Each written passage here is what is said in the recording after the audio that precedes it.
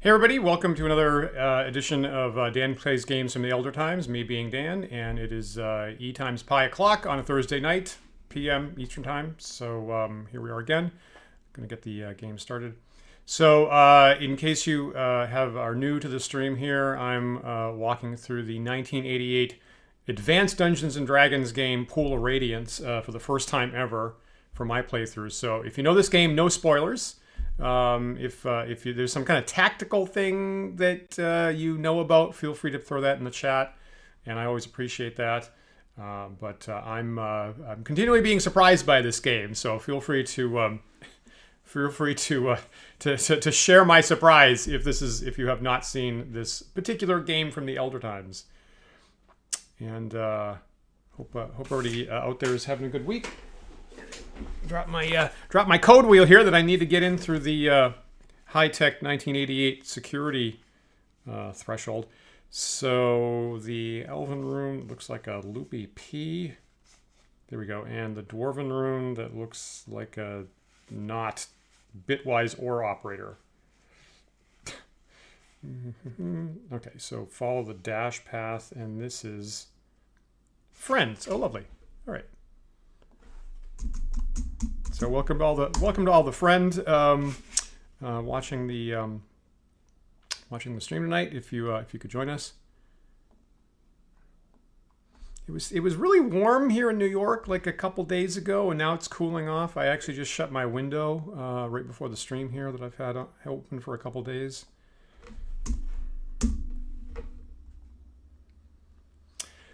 Okay, so here is my my party cleaned up from last time you saw them, if you do watch the stream here regularly, and the so what's happened off camera since you saw this last.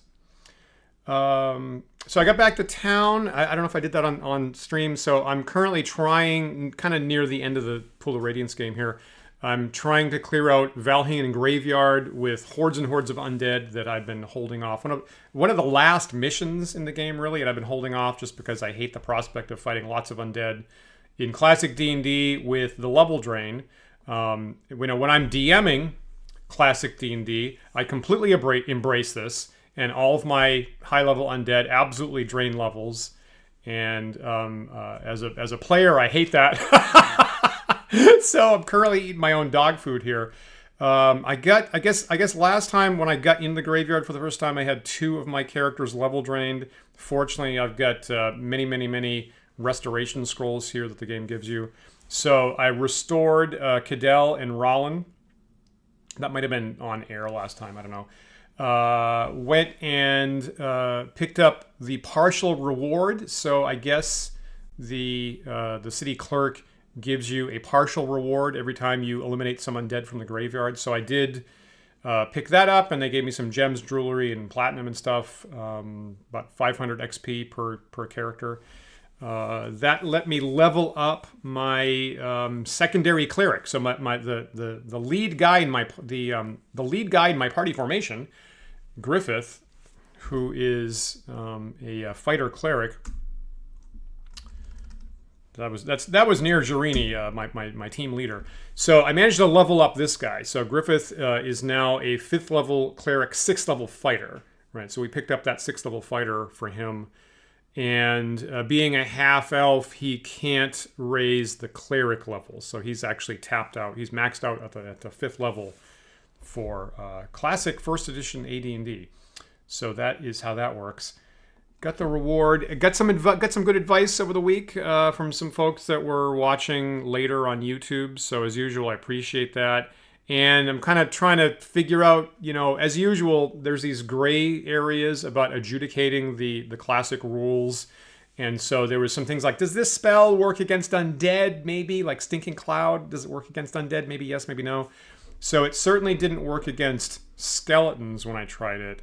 And our good friend Disparel is suggesting that in the distant past, I actually had used that on ghouls and wights, and it worked, I guess. So he's suggesting that I should try that again. So I've taken my spellcasters have rememorized all their spells, And I do have at least a couple stinking clouds in the mix at my set for my second level magic users. So yeah, so I will I guess stuff above skeletons, I guess maybe I'll try again. See if that works. And you know, if I was a DM, I could honestly imagine someone ruling one way or either way. It's not terrible. Technically, the rules don't say that undead are immune to that, but I could certainly, you know, make a reasonable choice that they are. So so that, you know, it's part of what we're experimenting with, which is part of the classic game, which is great, which I like. Okay, so that's it. So there's my party. We're all healed up. We got all our spells and stuff geared up. I got everybody, you know, everybody has magic swords at this point, and I'm also carrying around morning stars to use to bash up the skeletons who are, you know, halfway immune to edged weapons. So let's do it.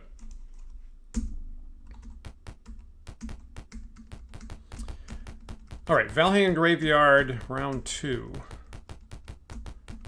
I wasn't doing too bad last time.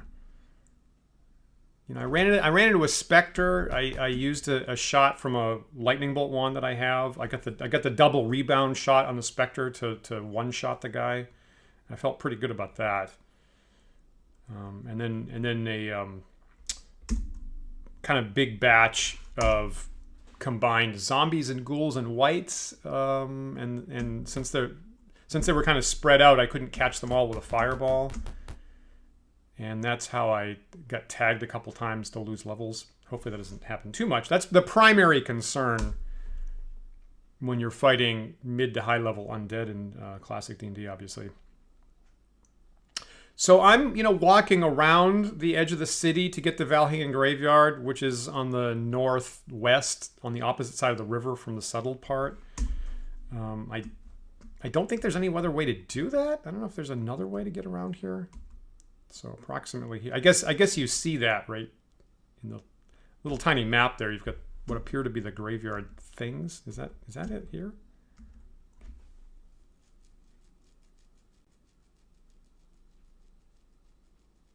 There we go. Okay, so I can enter the northern city gates or the graveyard, and I'm going back into the graveyard.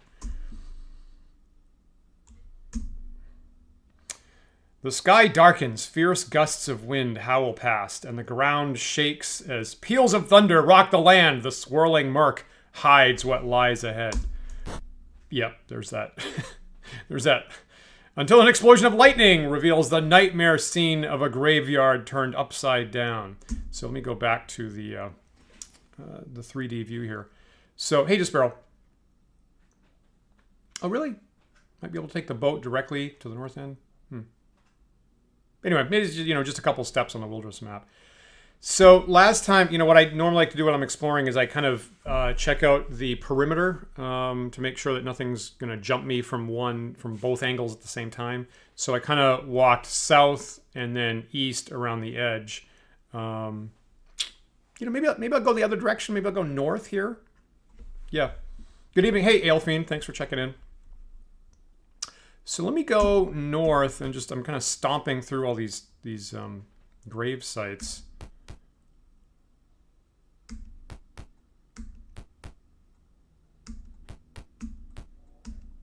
Okay, so here I am on the north edge of the graveyard.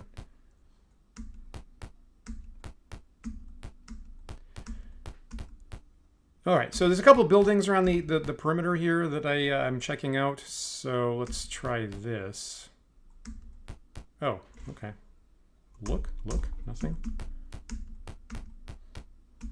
Is that the first place I've walked into that didn't have undead jumping me?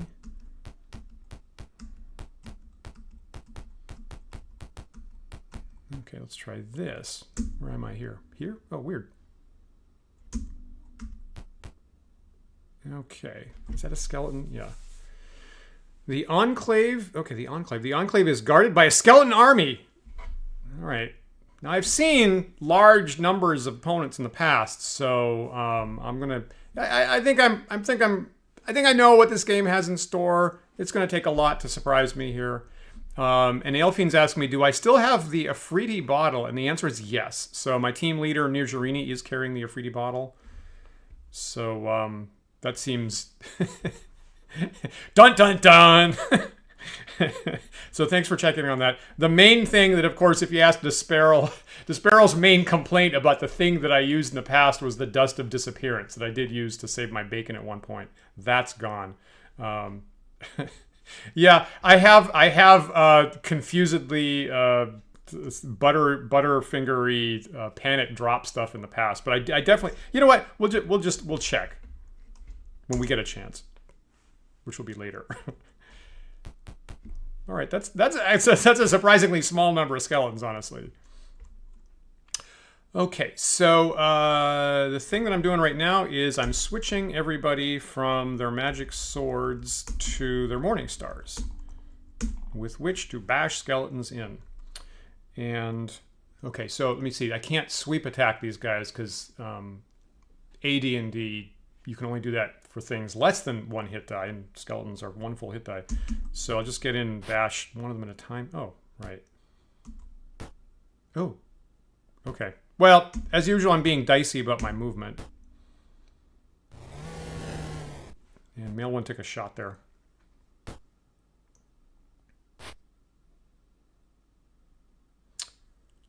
Yep. Okay, so switch the weapon. And again, this itself is actually something that I personally don't let folks do in my D&D games. It takes a round to switch a weapon out like this. But if the game lets me do it, I'm going to do it. All right, so here's Nirjarini, and since you asked so nicely, I'm just going to go and check. Yeah, so there's the Afridi bottle that Nirjarini definitely has there. So I think that's good, right? Yeah. What should I do here? So I'm not entirely sure I need to use anything in Nirjarini's spell store. I mean, the darts she carries are pointed, so they're not great. I guess she could just bash one of them with a quarterstaff. You know what? I'm gonna do that. This is not unprecedented. Nirjarini gets into the mix. Yeah, right. Now I do appreciate the reminder to turn undead, because I perennially forget that for reasons that everybody knows.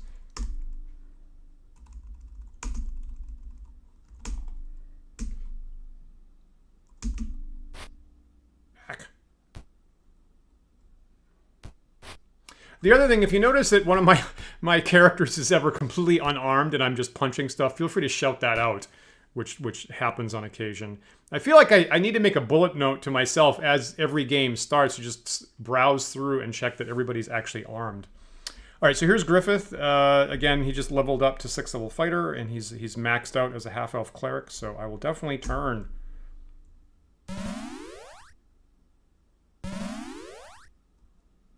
Yeah, definitely, right. The wizard Tensor is famous for his martial custom spells, because he absolutely liked to do that. Tensor it was Ernie Gygax's character, is that right? Okay, so here's Harton, who's my dedicated 6th level cleric who can also turn. And at 6th level, he just automatically destroys skeletons, so this will.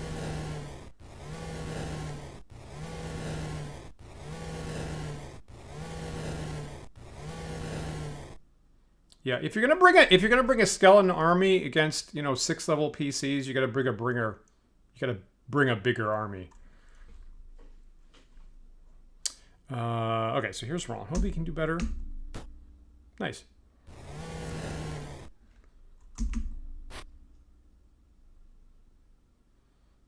Is this helpful if I do this? Did that message say the skeleton's down and dying? It's kind of funny. Oops.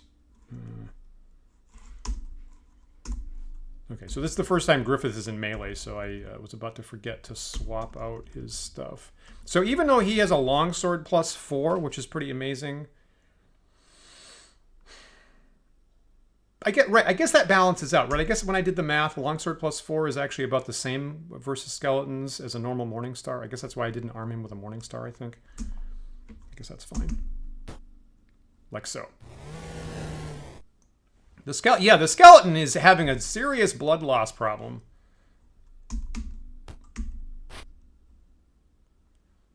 All right, so here comes Hearten.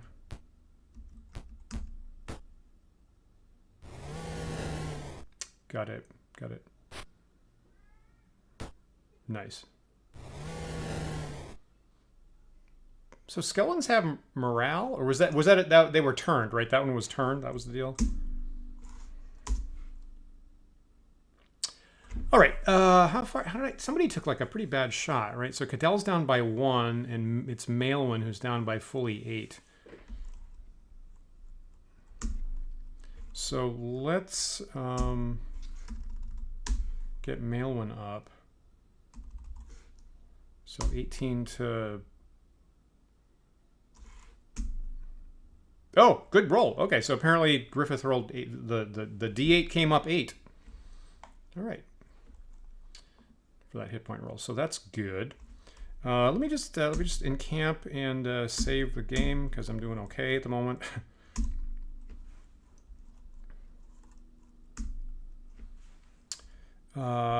Yeah, exactly right. Good, yeah, and good point, Dispel. Right, the math on Griffith with the gauntlets and his super magic sword, even halved. He's on average, he's putting down a skeleton every time he attacks. So that's good. So moving forward. Hey, Lord Pseudo. So I'm near the end. I'm glad you asked, actually. So I feel like I'm probably just a couple sessions away from the end of the game. This is actually my last side mission in the game. In Valhingen Graveyard that I've been holding off for a long time. So I'm in I've been told that I'm facing an army of undead is what the game just told me a couple minutes ago. And then after that, there's just the final castle, to my understanding. When I go to the city clerk at the moment, right, for the first time, there are no commissions because this is the last one, I believe. So I'm in this crypt area. You find a giant skeleton. Okay. All right, that's interesting.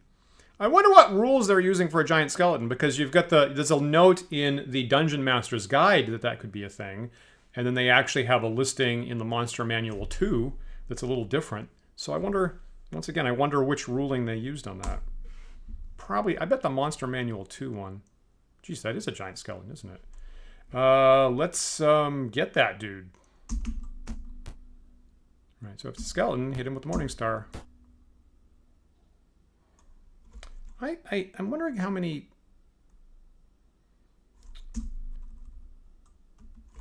right. How many hit points does this guy have?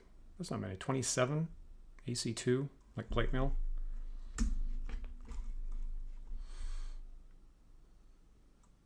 That's fine. You know what? I'm just going to guard or something. Done. Guard. Ooh, 10. Wow. Oh, man. That guy. I don't like that. 10 points?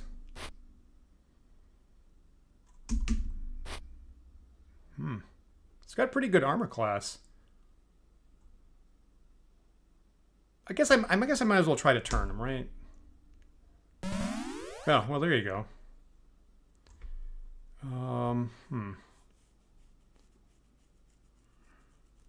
No, unfortunately, I don't have room to get Hearten in. Can I delay and get him in later?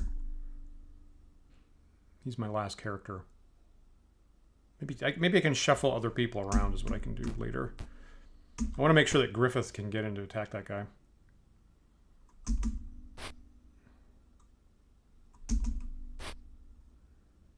Okay, so move.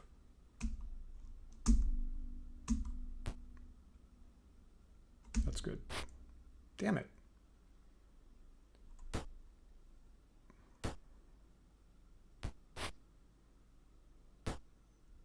Okay.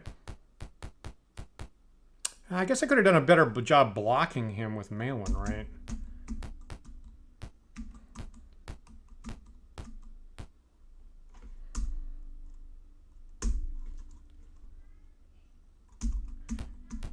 Ah, damn it.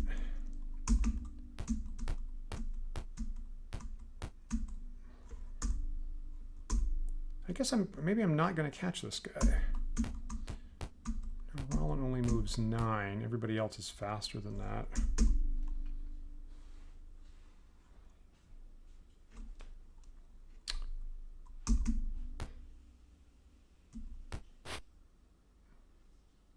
think I want to eliminate this guy. Can I?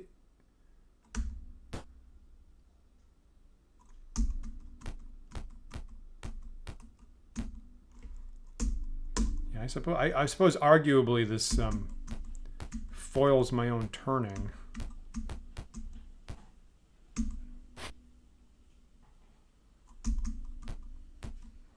Is it smart getting near Jurini in there?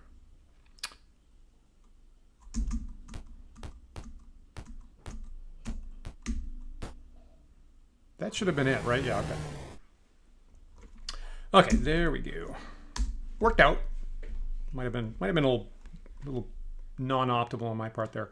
So Rollin is, of course, Rollin's the damage magnet, so he took the 10-point shot, of course. Anything interesting? A short bow.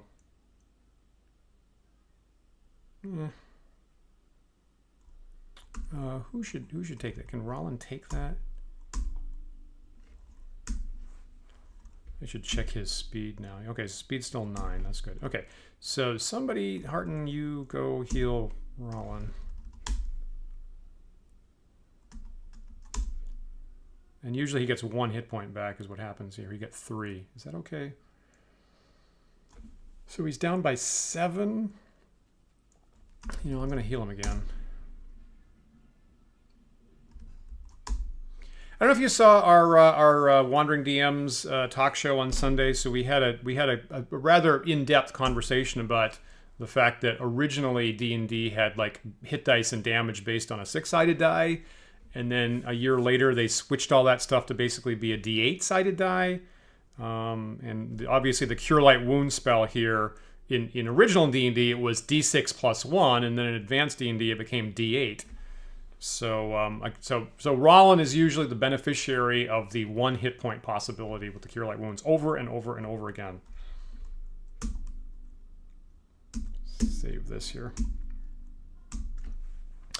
Okay. Yeah, okay, so recovered from the 10 hit points damage there, of course. Yeah, okay. Okay, good point. Good point.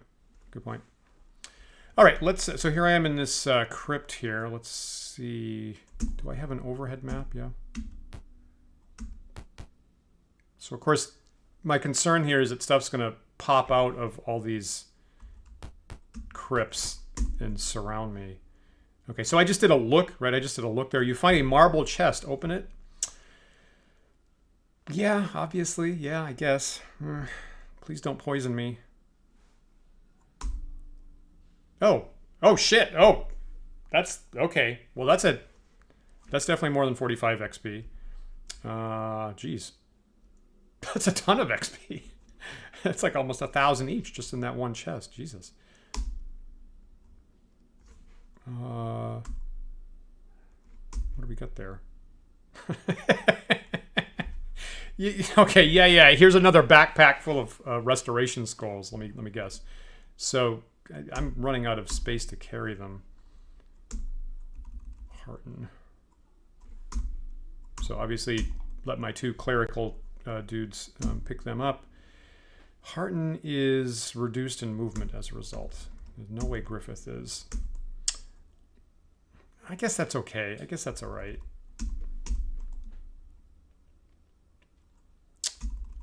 Let me. Can I? I can look at the. Cleric scrolls. I can look. It's not letting me. Right. I guess I can't look at them right now. Okay. So don't forget to rearm yourself. All right. So there's that, and money. Unless it's gems, jewelry. I probably don't want the encumbrance. Okay. Well, there's gems, jewelry. So I'll take this. I'll take this.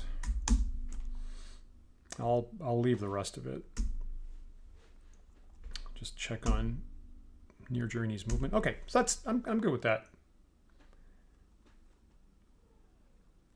Oh, 5,000 each, right? Yeah, geez. Oh my God, crazy. The entire last session, I think I only had got 550 from the whole session. That's an enormous treasure.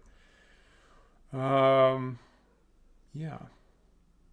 Oh, so Laura Suda, you're asking about morale. You're right. That's a whole, at least an hour-long conversation. I feel like Wait, you know, if you saw the interview we had a couple weeks back with Matt Finch, that came up, right? We actually had, I brought that up with Matt because that goes in about 8 different directions in early D&D, and it's one of those things whereby that there's so many options, there's no consensus from anybody from how to do it exactly.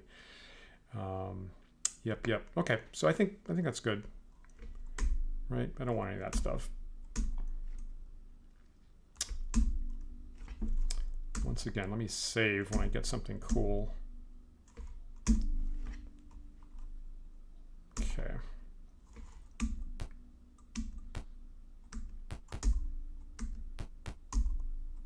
So that's it.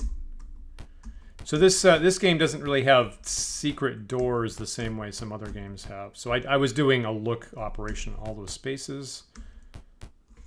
You know, I guess I don't think I looked around here.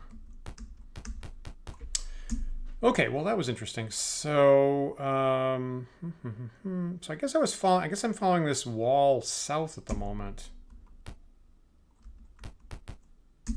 Right.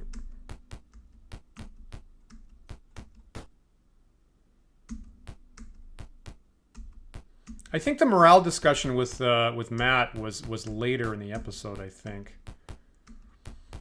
And obviously, a couple weeks back, he had the Kickstarter for his new version of Swords and Wizardry rules. So I think we chatted about a little bit about that to begin with, and then talked about that kind of later.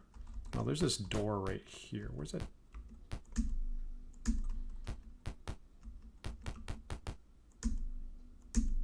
I already went in there.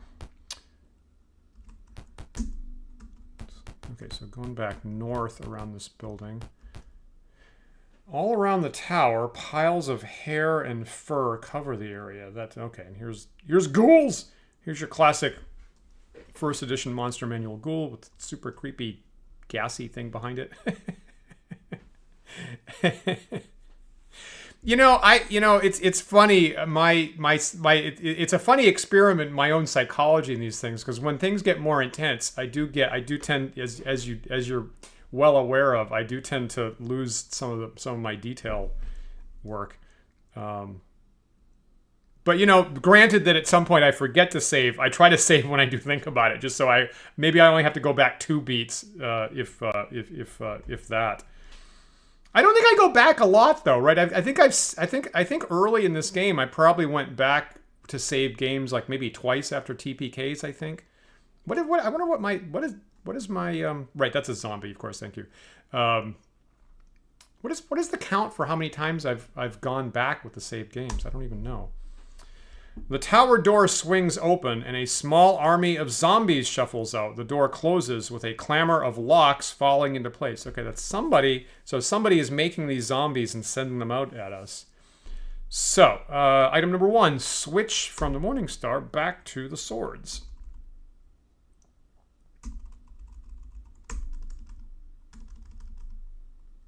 Where is his sword? There it is. Again, can't sweep these guys. Okay, that's good. Okay, so there's Griffith turning. Good. I feel like I'm probably going to turn all these guys, right? Between my 2 clerics. Or maybe just Griffith alone. Okay, I think he turned everybody except 2, right?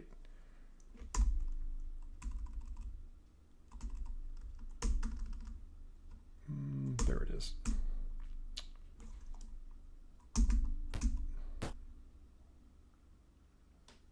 Now this I'm not so happy. So Nirjarini probably can't put a zombie down by herself. So this I'll start throwing some darts around, I guess.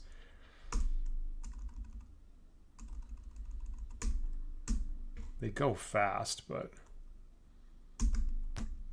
just get a little safety there.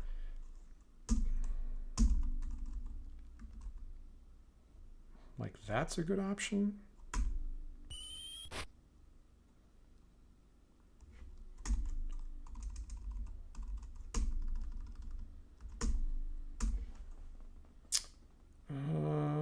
This guy.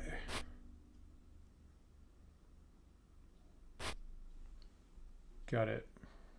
Got it. That's an interesting point. That I actually wouldn't have decoded this barrel. The fact that the wandering monsters are being scaled to party strength and the set encounters aren't.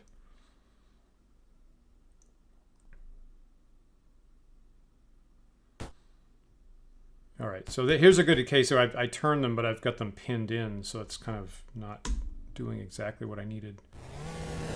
However, Hearten can do better. 4. Okay, 4. Right, I think that's a D12, right? How many things get affected?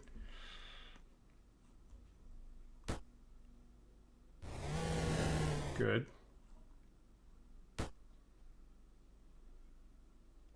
All right, so if the guys, I'm going to assume the guys to the south are going to start fleeing, I think.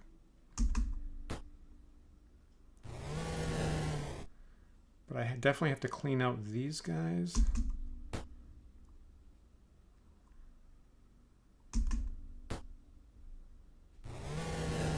That was a bit of an overkill.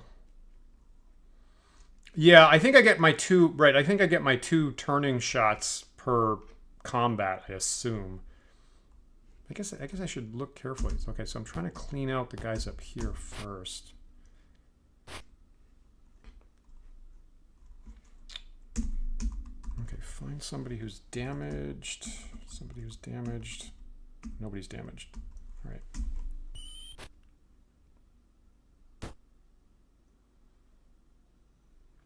Yep, right.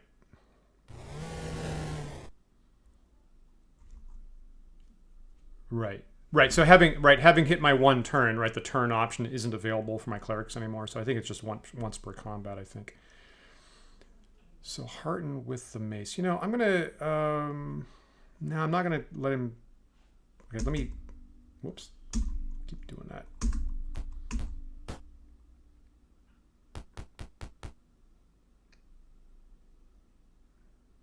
Nice. Okay. Weird.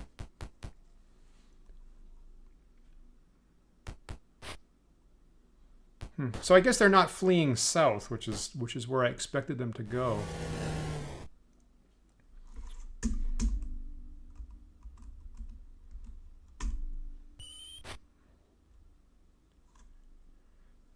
Can I? So I want this space. This space here. I want to make sure that Griffith can get in that spot there. So I guess I can sell Cadell here. I guess.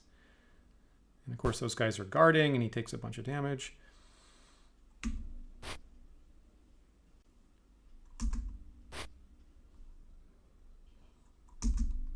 God damn it.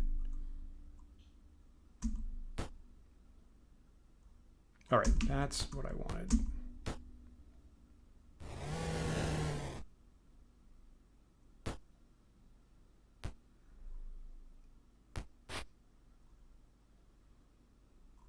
Can I attack from here? Yes.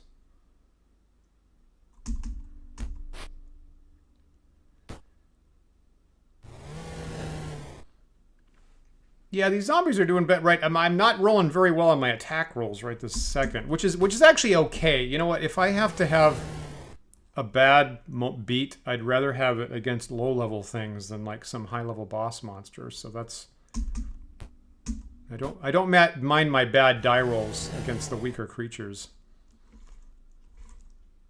Game manual. You know what? I'm gonna save my darts. The darts go really fast because I think you throw 3 at once, if I recall. So I'll just save those. Oh, nice. And that's everybody, right? Okay, not too bad. Okay, so no treasure, that's fine. So Griffith took 2 points, Cadell took 12, or he's down by 12, and Rollin, of course, is down by 8. Okay, so...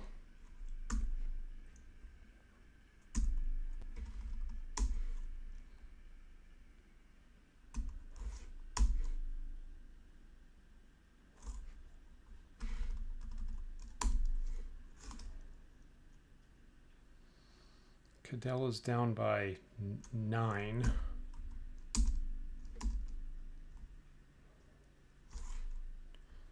Okay, that was a good roll. And then let me have Hearten heal the Dwarven Thief.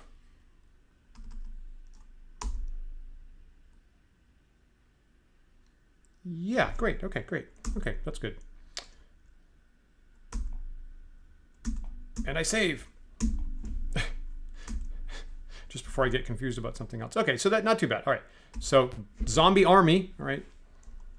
We can deal with that.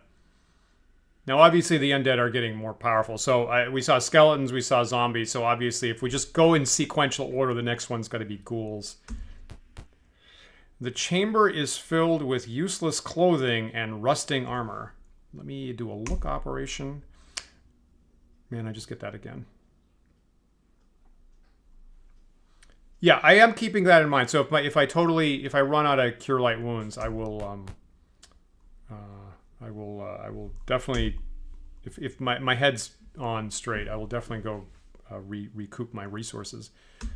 All right.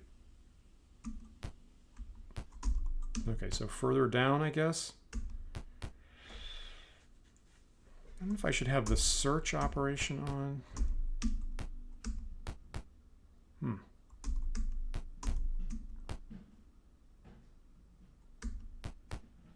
Uh-oh. In a chamber filled with ruined parchments, you surprise a shape that is creating zombies. This is similar to last time, right? That's the same thing they said last time. So obviously, you should be eliminated. This is okay. So combat it is.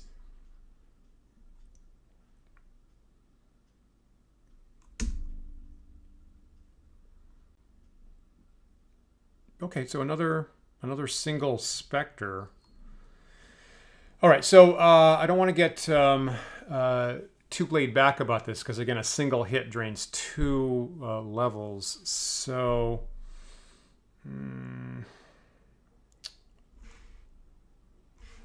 don't even have Mail and Cadell. I'm starting to forget that they even have spells.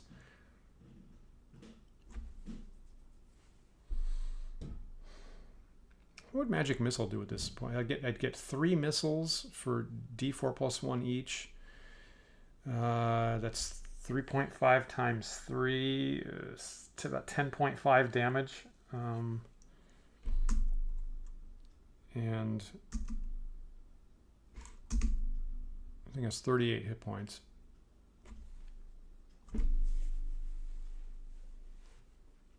AC2. I really don't want to take the 2 level damage, so I'm going to. I can't pull. It's not good to pull Cadell out of the melee here, so I think I'm actually going to cast a Magic Missile at him. I do have loads of restoration, but still, I want to be conservative about that. So I think a Magic Missile is easier to get back than a restoration. Let's do that.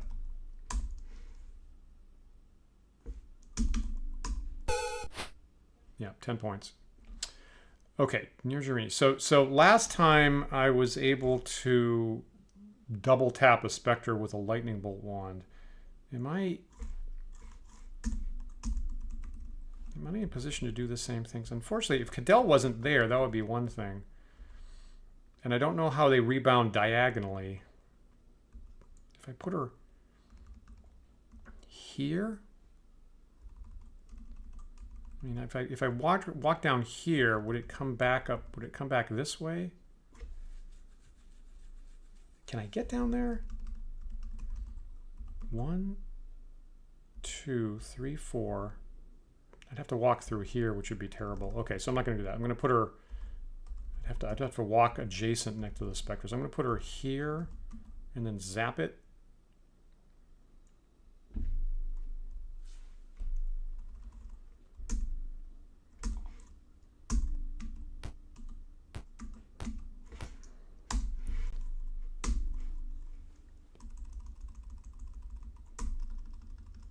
I could use the Afridi bottle. Should I use the Afridi bottle here? Is that a good idea? I could do that. I'm not going to do that. I'm going to do this.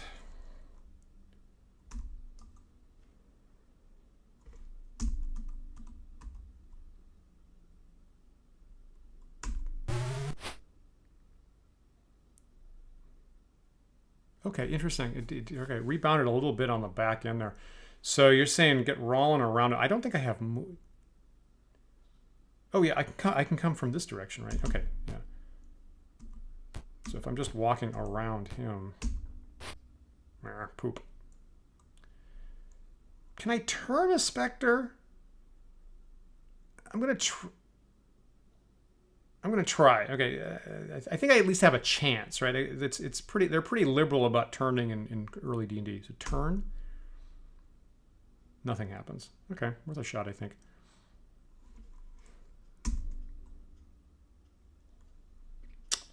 Male one doesn't have any magic missiles.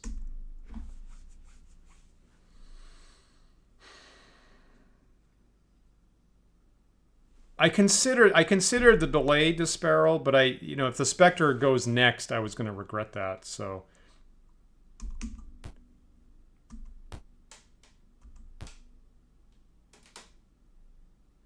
really, it takes a 6th level cleric to turn him.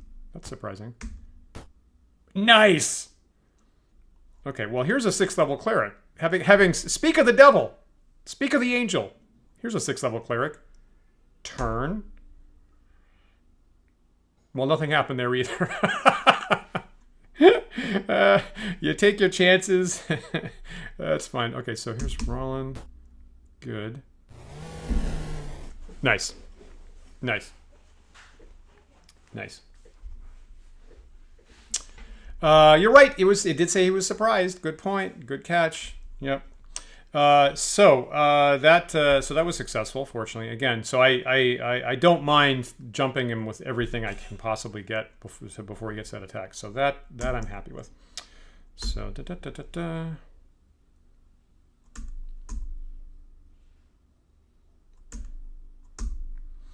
Now, the DM's guide says the AD&D DM's guide says that not only does the surprising party get a whole round cycle of actions, but they actually might get more, right? So I think it's like if you have an increased chance of surprising a party, like if I'm hiding or something like that, or I'm invisible, and I surprise on 1 through 4 on a d6, and I don't know, I roll a 4 and the other party rolls a 1, like you're supposed to actually get like 3 full rounds of actions, I think is what it says. I don't know if you guys actually play that way, but that always felt like unbelievably severe. Okay, that's a good batch of XP. Anything interesting to take? Boy, once upon a time, 1,000 gold would have been like magnificent, and I think I'm just gonna ditch it.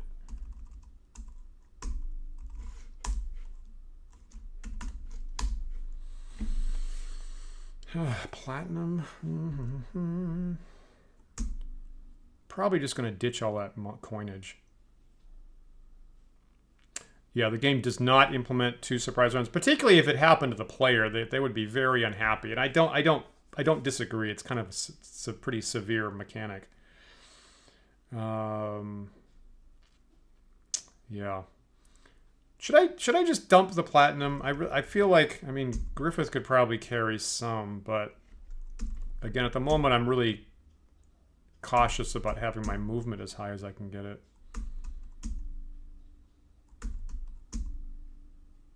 Hardens down to 9 now with that extra scroll. Maybe, actually view items. So if I give one of these scrolls over to Griffith, assuming he's got space for it. No, he's still at 9. Was he always at 9? I guess he was always at 9.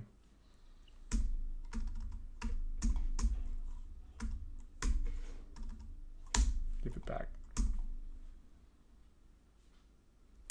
I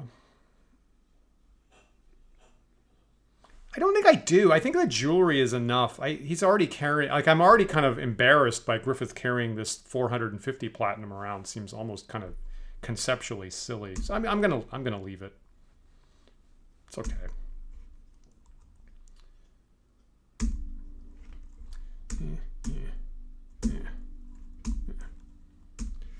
Okay, and I'll look. Nothing there. So I guess that's the end of that little chamber. I was worried when I had to go down 2 flights of stairs. I was worried it was starting to put me in like a magical, you know, infinity stairs zone. Useless clothing and rusting armor. I guess that's what you get in an old undead graveyard. You have managed to sneak up on some wights.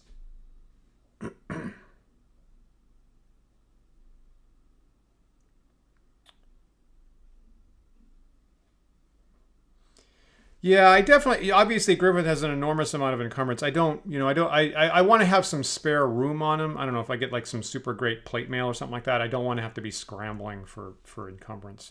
Yeah, right. I agree with that, Elfine. If I'm just surprising wights, which are again level draining, and I don't think that this is incorrect design because we've skipped, right? We've skipped the ghouls level and we went straight to wights.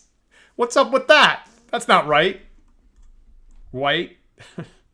I'm going to hit combat and I'm going to fireball these guys. Yeah, if you get the drop, you're right. If I get a drop on a bunch of wights, take that opportunity.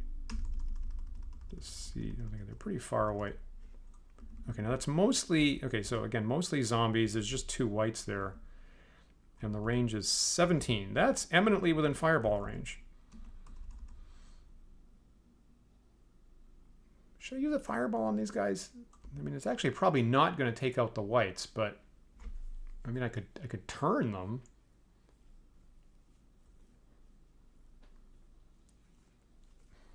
Okay, we all it seems like we're all on down with the fireball options, so be it.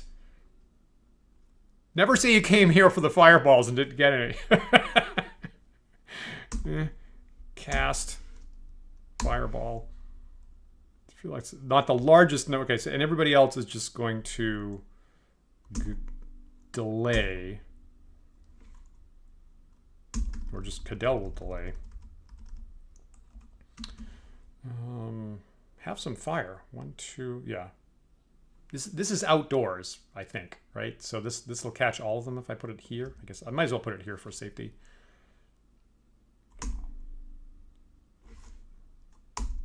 Oh, for Pete's sake, that's just slightly out of range. It's a die here. Can I? It's not letting me target here. Okay, so the.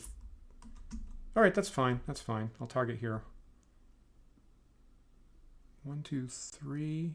Well, I think there's a zombie in the top left. This is not going to catch. Oh, that's terrible damage. Oh man, only 8.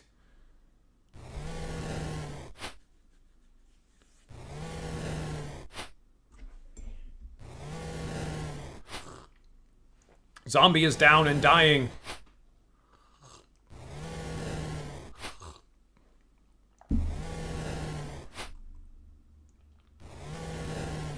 Yeah, the guy in the tip top left didn't get hit. I think I'm going to let them come to me, actually. I'm going to let them break up their formation. I'm going to delay here. Maybe I can turn them. Okay, let's try turning them. Right, because it affects the... Oh, even better. Well, there you go. There's your answer. So, now I feel better, but I guess... Am I okay moving into range and possibly hitting him?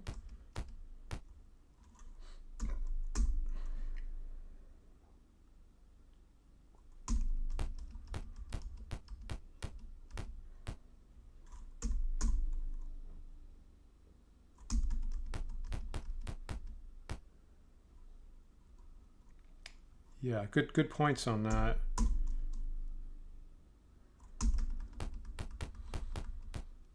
I kind of, for just a split second, I thought that Griffith's turning was going to get the zombies, and then Harton could hit the wights.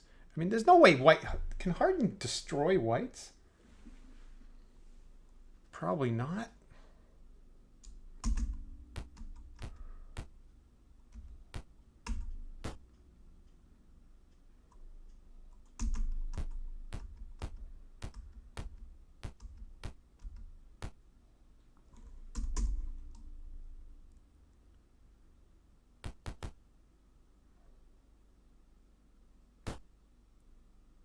Nice.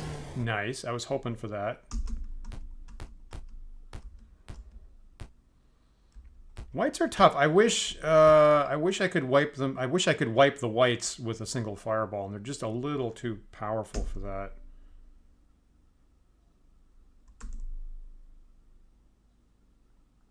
And just realizing the Urgerini is currently unarmed, right? Except for the lightning. Ah, fuck. Ah! Okay, Butterfingers on that one. Can I exit? I did not mean to use that. Exit? Yeah. Poop. Okay, so aborting it. Does aborting it use the charge up?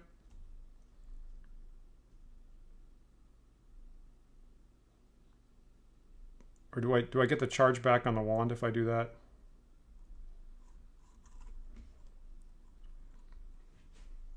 So yes. So I should hit yes here. Is that right? Sorry about that, guys. Okay, thank you. Bam. Great. So I lost the turn, I guess. Hopefully I didn't lose the charge there. I was specifically trying to get off the wand there to avoid that. Am I happy about Rollin? Is like my weakest melee person. I really, you know what? I actually don't want him in contact there if it can attack.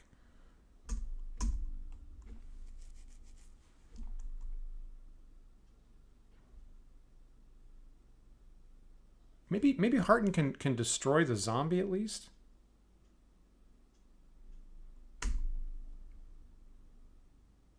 Nothing happens. Okay. And the person I really want to step in there is Griffith. Cadell's pretty good. I'll take my chances here. Yeah. Like here, have 11 points of damage. Did they get away? Is that what just happened? Oh, for Pete's sake. All right, I'm having a little Butterfingers issues here at the moment. Okay, so wights, you need silver or magic to hit them, so the darts wouldn't work. I guess, you know, have a magic missile?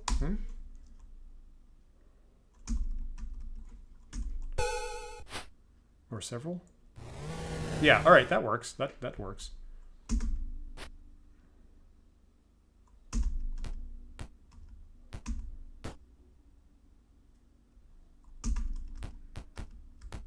All right, so that's it for the wights, which is good. Okay, good to know. All right, the attempt to escape uses up their turn. That's it, right? Okay. Sweet. So using up some resources, but those are resources I can get back. So fireball, magic missile. Right, I can just rest up and get that stuff back, so that's okay. No treasure. Save a game. All right, so Griffith's down 2, Griffith's down 1, and Rollin's down 1, so that's perfectly fine. Let's keep going. I have used up some spells, but that's all right. So this area is a little bit mazy. Like, to begin with, I could just walk over all the gravestones on the entry point, but now I'm realizing this is a little bit mazy, so you can't go everywhere here. Oh no, wights appear from behind the tower. That's closer than I wanted. Unpleasant. Yeah, they're already in melee distance. Let's look around. There's only 2. They're lined up, so that actually could be a lightning shot if I move Cadell out of the way. I'm going to try to do that. I'm going to try to move people. I don't know, as soon as one takes a step, this is going to get foiled, but I'm going to try to keep that line open for a lightning bolt, maybe?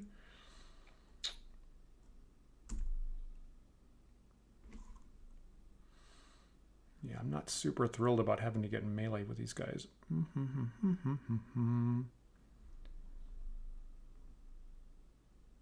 Yeah, I tend not to delay, right? I mean, he honestly, he doesn't hit enough. Even when I get into backstab position, he tends to miss anyway. So, you know what? I'll take your advice. You know what? That's good advice. Let's try this. So exit this. Done. Delay. So here's Malin.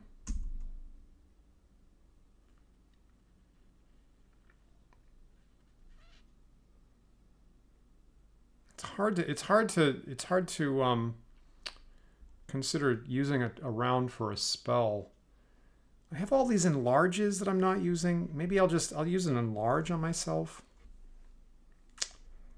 They have quite a few hit points. Got it. Someone has to have attacked from the opposite facing. But they don't have to hit? Is that what you're saying?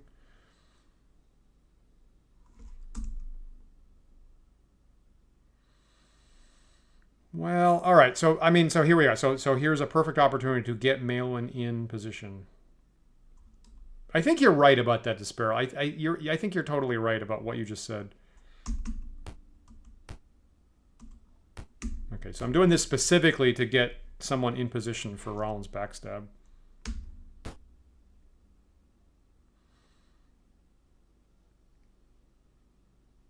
I'm going to try to turn here. Good. Nice. Great. I love it. I love it. Oh my goodness. Wow, that worked out really well. Okay. So saving resources here. That's dope. Okay, they moved really far.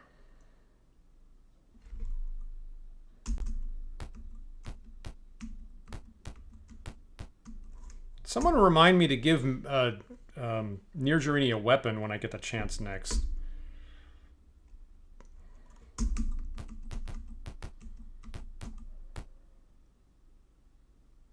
Good stuff. Good stuff. Thanks for that, Despero.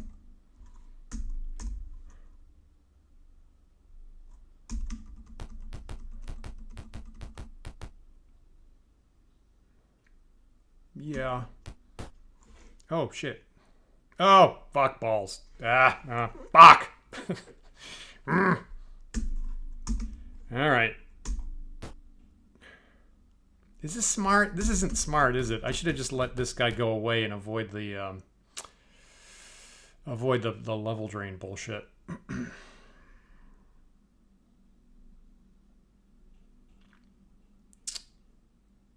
Yeah. I'm committed now. Yep. You know what? Okay, so I didn't... Okay, so actually I will have him do this.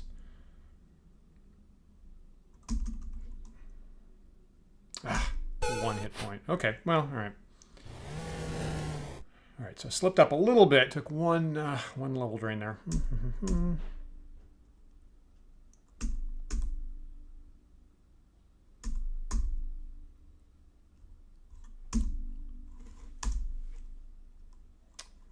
All right, so no treasure there.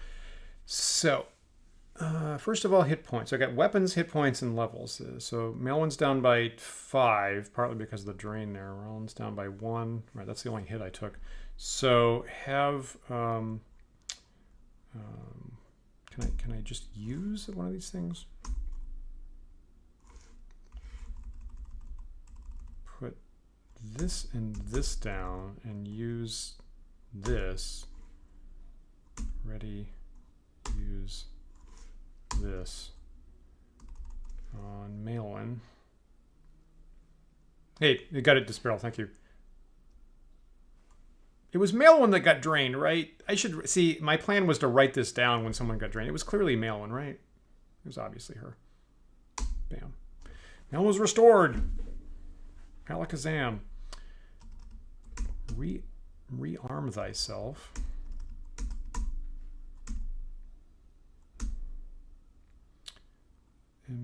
pounds at, she's down by 3 hit points. That's acceptable. And give near journey a weapon. Because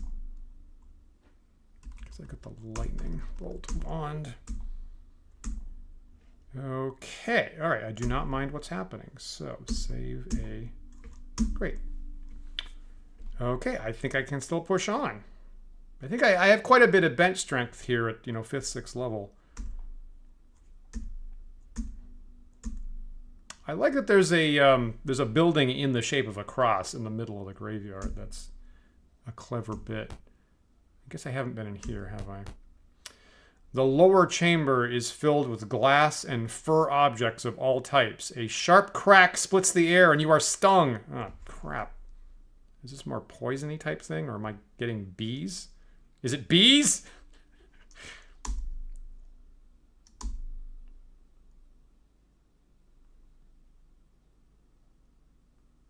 I'm not seeing any effect from that. Am I crazy?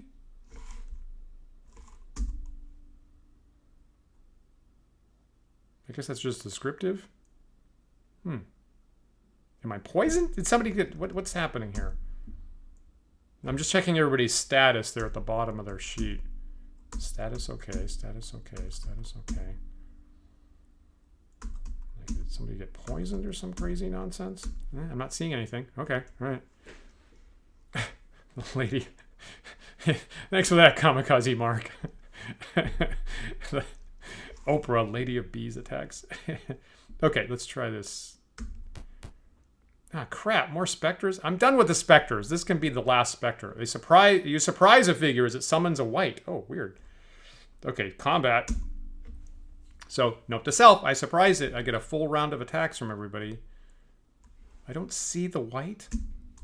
There's an actual wight here, or was that just descriptive? I guess just descriptive. So here's another spectre. Now, if Griffith gets out of the way, I could 1,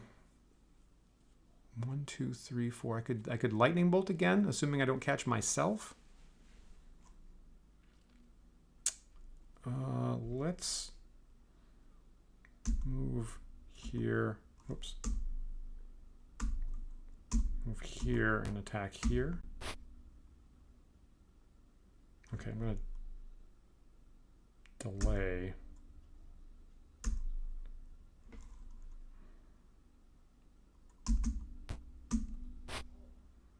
Okay, so here's, I don't know if hitting the thing's better or turning it's better. So I'm going to move out of the way like so and try to turn, I guess. I guess that'd be nice. Like so. Great. Although that took up my backstab point, whatever. You know, actually I could go here. Fuck balls. Ugh. Well, that was bad. Okay. The sparrow's going to be pissed when he comes back. Shit. Damn it. Crappity crap.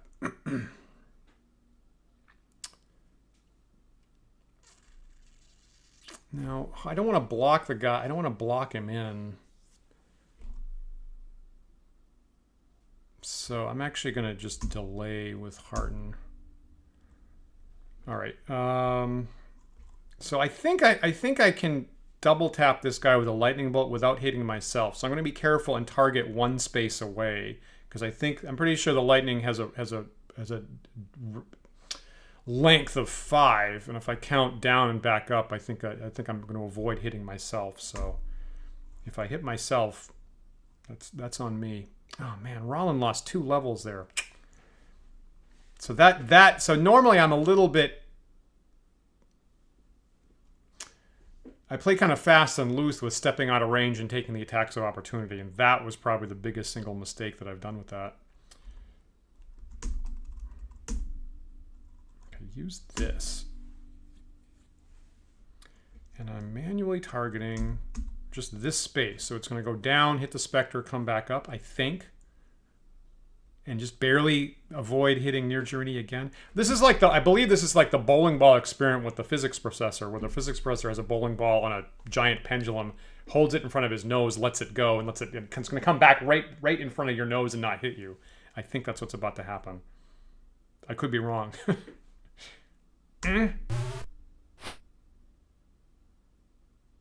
Oh, jeez. Ah, damn it. Okay, it didn't rebound enough. Okay, something like that.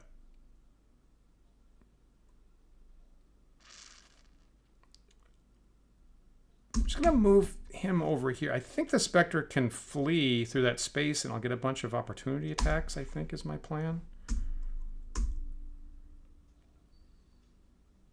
Ah, crap.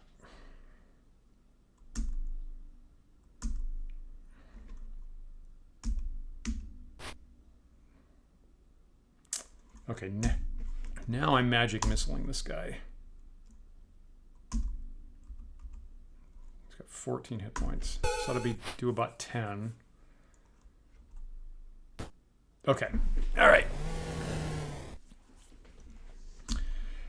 Well.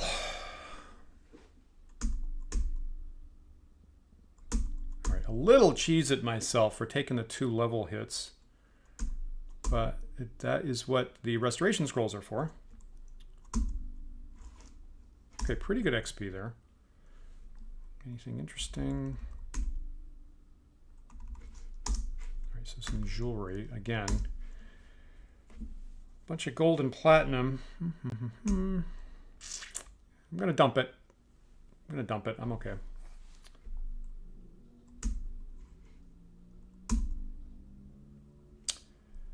All right, so let's queue up Hearten for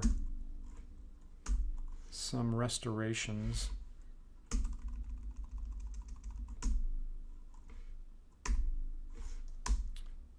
On Rollin.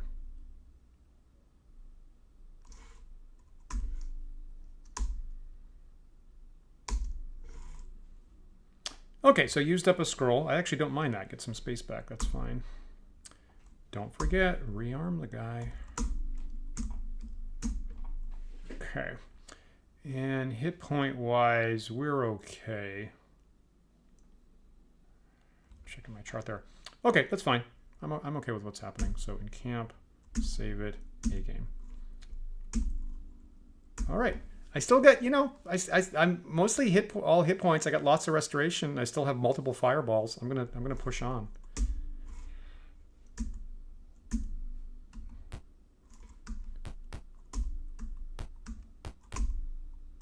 Okay, so I'm looking at all these spaces here. I guess that's it. Glass and fur objects of all types.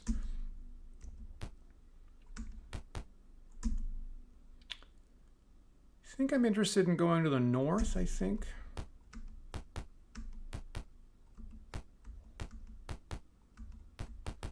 So I think this is the first time I've been on this side of that wall. Shadowy forms flow from between the doors and attack. Is that specters or is that shadows? Okay, so I'm not getting surprise on them. 2 specters, 38 hit points. Okay. Okay, so either fireball or lightning. So I definitely want to tag these guys with as much as possible. Turns, right? I've proved that I can turn them. So what does male one have? Male one has fireball, right?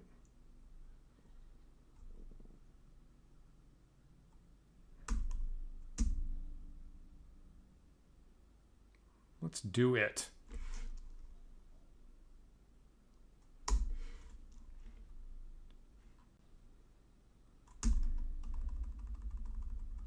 You have some fire, and you have some fire. You all get some fire. All right, was that... Boy, that was terrible damage. 12 on 5d6, I think. 66 from a wand.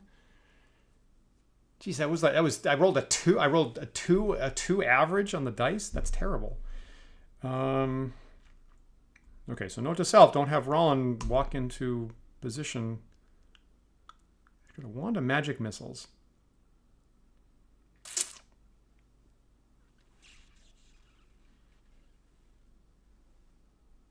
Is that going to be enough? You know what? You know, whatever. I'm going to use it.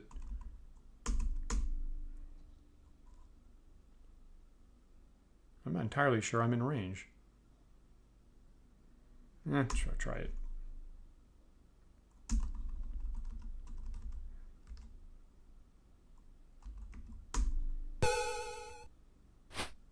Okay, 8 points. That's all right. All right, so here's Griffith trying to turn. Yes, come on. Nothing happens. Poopity poop. Here's Cadell, who's got magic missile spells memorized. Do I have anything else interesting? It's got wand of magic missiles, wand of paralyzation. I'm pretty sure that doesn't work against undead.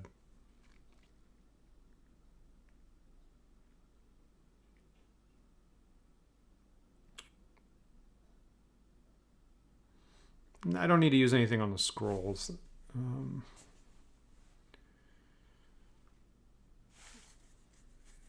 think I'm just gonna cast magic missile. I think,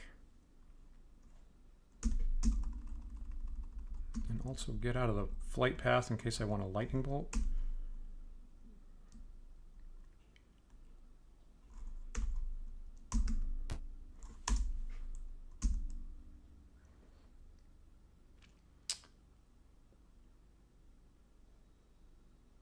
Okay, so I'm debating whether Cadell should cast his, their magic missile, their fireball.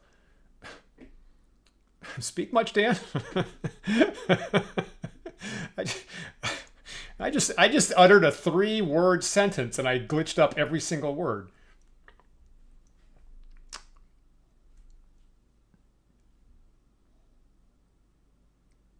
Yeah?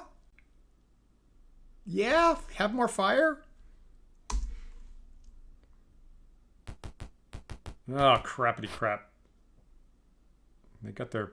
I'm not gonna catch both of them. That's too bad. Okay. Well, that's a shame. Just... Is there any way in hell I can get both of these guys? Okay, so now Paul pointed out that there's this center key that will center the viewport for me. Not super helpful right this second. 1, 2, 3. 1, 2, 3. Yeah, I can't. There's no way I can get both of them, so I'll just hit this guy. Oh, that was much better damage. Okay, so I'm probably not going to have to use like a mass weapon. I'll just use magic missiles here.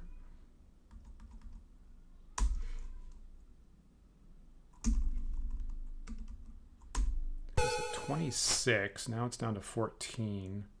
Harton will try to turn. Damn it. Griffith will try to hit. All right, so if all else fails, hit it with a sword. Come on. Damn it!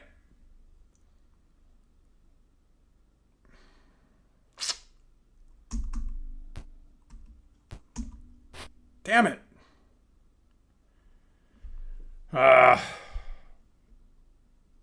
Was it down to 14, is it? I can't magic missile it right down to nothing.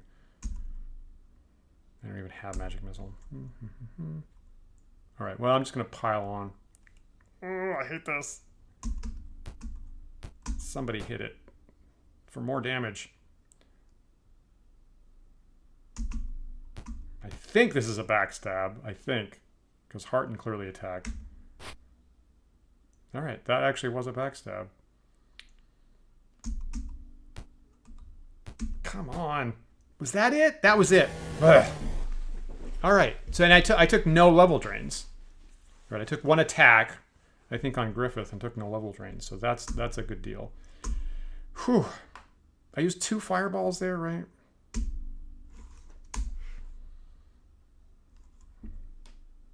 Took no damage, no level drain. That's a good deal. All right, now it starts to become a little bit of a question mark about whether I should push on this particular foray. as we say.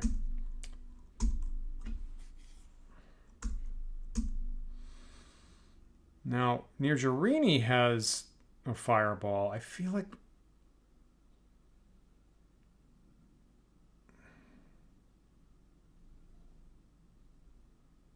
I'm going to take the Sparrow's prior advice. I think I'm...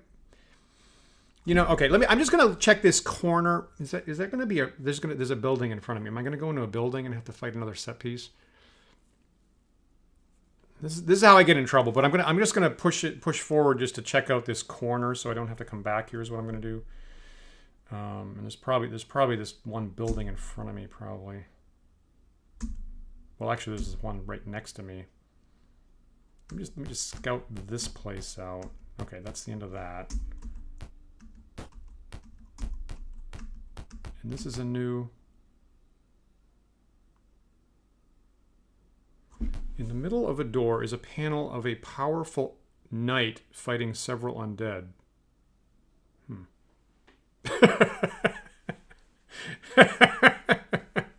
Nobody ever said that before a TPK. And especially not me.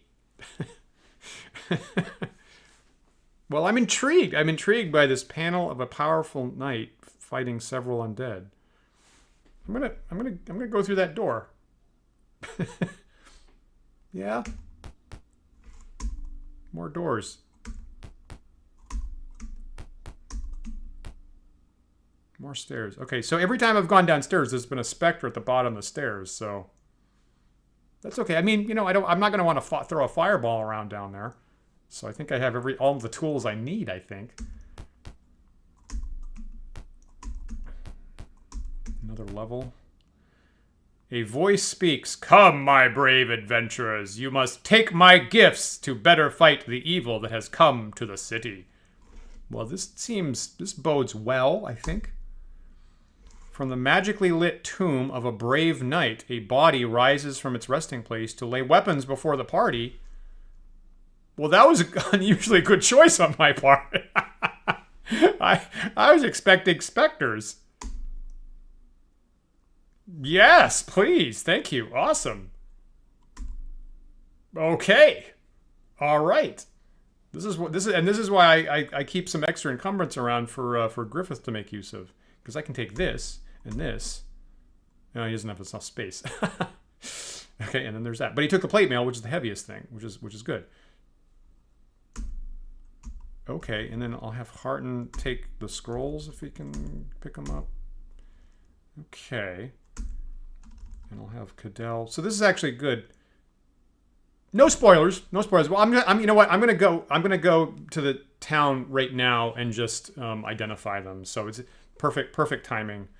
I'm glad I went through that door. You know, sometimes as DM, right? I had the players are in that situation. They have some tough fights. There's one more door. There's an amazing treasure, and then they take off before they get through that last door. And it's a reasonable choice, honestly.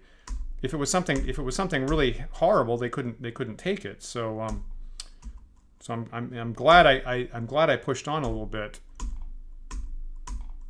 All right, I've taken all the treasure. Look around for anything else. Thank you, sir. That was a brave thing that you just did. Okay, now I'm going to encamp and save and That is nice. Thanks for the offer. Okay, now I just have to get out. So I think it's here, here, here, here. Hopefully no wandering... Ah, fuck. Right, I have to go back down here. Oh, fuck me. Oh, shit, I'm lost. How the hell did I get here? Here? Is it here? Right. I guess it was here. Okay. I think I'm unlost. Oh, fuck me. You are approached by a man clad in mystic robes. Oh, no. Oh, no. I'm lost in the graveyard and there's necromancers running around. Oh, man. Please be nice. Oh, fuck. Hail, noble adventurers, he calls. I would ask you to help me end this foul undead curse. Okay, well, this seems reasonable. I think. Don't be lying. Do you let him join the party or send him away? Oh, no. Oh, crap. This is not the decision I wanted right now. So... Ah, crap. Oh, wow. I have no idea. Now, again, don't tell me here. Okay, so I'm not looking at the chat right this second, just to be honest with myself. I think I would probably let him join the party as my... I mean, why are you in the middle of a graveyard by yourself? I mean, I feel like I'd probably let him join the party, probably get backstabbed at some point, but just in case he's important to something later, I wouldn't want to regret that. So probably I can take it if he backstabs me, I'm guessing. So I think I'm going to pick join the party. All right. What does everybody else think? It doesn't look like a necromancer, right? There's that. The art is communicating something different. A necro dancer or flash dancer. Don't tire.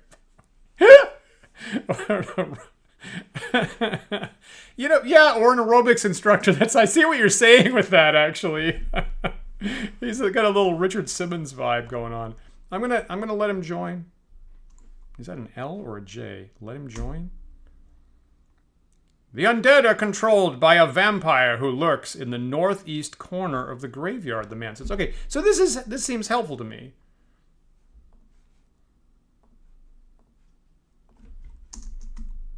Level 6 magic user. Oh, I figured he'd be a cleric. See that? It could be a necromancer.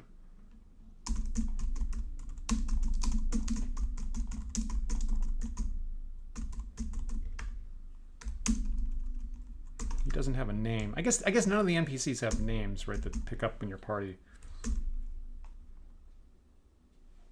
What is the title for a level 6 magic user? I feel like they've been giving me level titles for the other ones. A magician, right? It's a 10th level magic user who's officially a necromancer. He's a magician. Yeah. Okay. All right. Okay. Am I?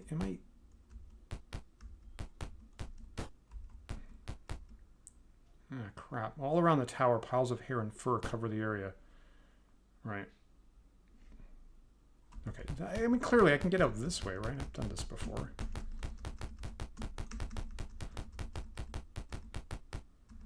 And the exit's here, or is it further up? It's here.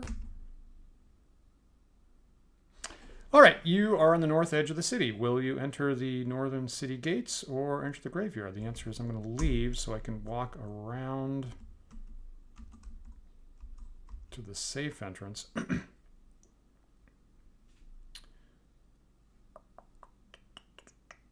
Take the small boat that will take me to the civilized area. That is what I want. Take the boat. Cool. And we're back in the safe part of Phlan. All right. So, not too bad there. I think I'm going to get another werewolves. Werewolves? Okay, so I think I can get another trip in, actually, here. So I'm going to go and identify that stuff. Hopefully he's open. He is. Good. Can I show your wares? Yes. Can I view this guy? Okay, so this is true neutral. I mean, that seems like a good sign, I think. Interesting ability, Ray. What's he get for items? He's got a ring. What's he get for spells? Okay, you know, it's pretty good loadout. Hopefully he doesn't fireball my own guys. If he gets, even if he's friendly and the AI is not great here, he might wind up fireballing me. I hope that doesn't happen.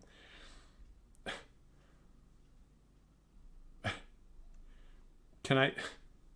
You mean the interface or just verbally? What should we call him? I dub thee, sir, not appearing in this film.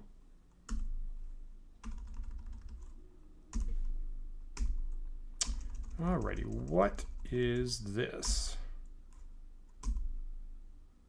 Okay, plate mail +2. That's nice. That's really good.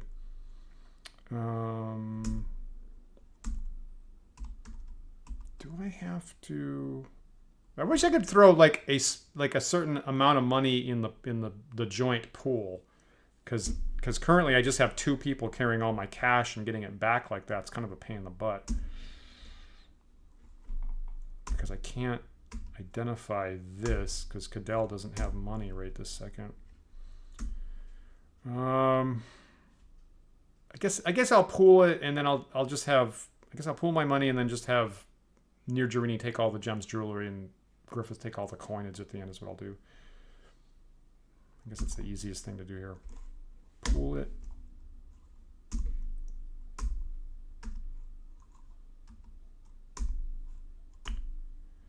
Longsword +2. So I have a lot of +2 swords at this point.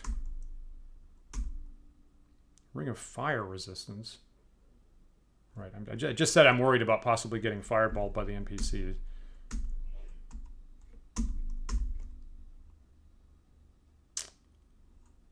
Is that shield new? I think that shield's new, right? Yeah.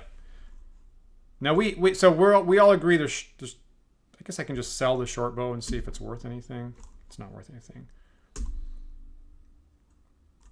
ID the shield. Okay, shield +1. You know, that's good. I'm assuming all this stuff is more scrolls of restoration, probably. Exit that. Exit this. UI. All right, I guess you didn't get anything. Now suddenly, I'm actually weirdly, I'm upset about Near Jerini not being at the bottom of the list, because all of a sudden, like, I'm used to picking my team leader at the bottom of the list, and all of a sudden she's not there, and I'm like, ugh. I might fire Mr. To Be Named Later, Mr. TBD, just for that. You're taking up my team leader slot. All right, who is that? Okay, so I got plate mail shield, a +2 longsword. That I don't really need because everybody's already got +2 swords. Ring of Fire resistance. Let me see here.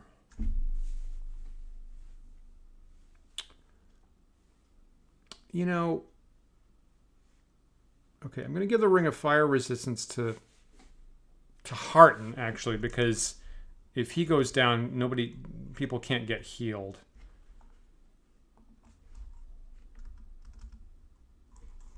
UI. Now I don't know who had it. UI. Okay, so this goes to Harton.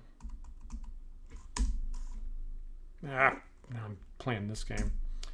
Okay, but before Harton takes it, I've got to give something to somebody else.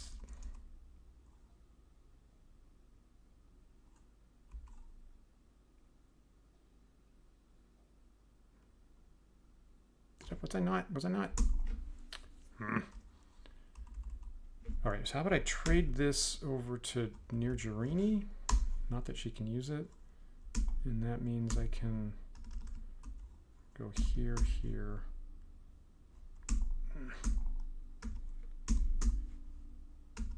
Trade this over to Harden. That's what I'm trying to do. Okay.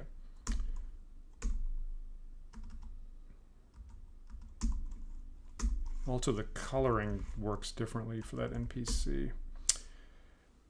All right. Okay, it's gonna be Ken. It's not Malibu Ken, but it's just Ken.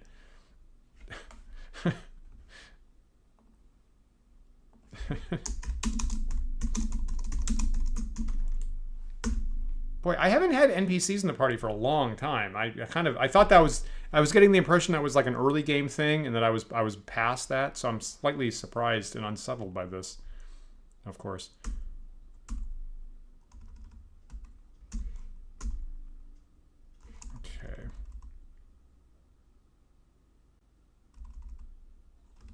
Right. Okay. So right. Good catch there. So Rollins might as well just take that magic shield, and I'll sell the standard one.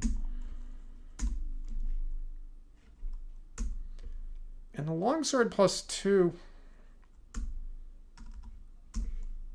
Well, I guess the main thing is okay. The plate mail +2. So that seems like that should go to Harton because only those two are wearing heavy armor these days. No, he's already got plate mail +2.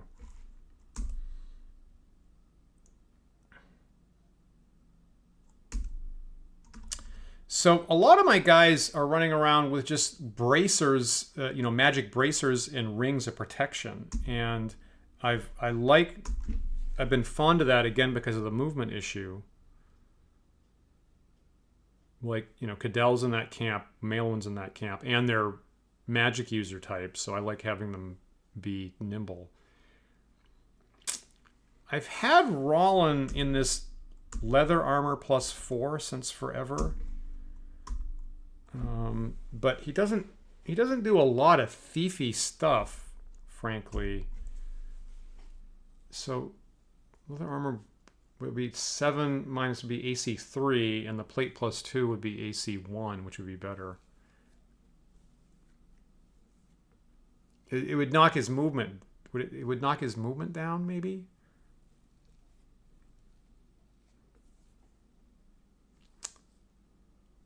Let's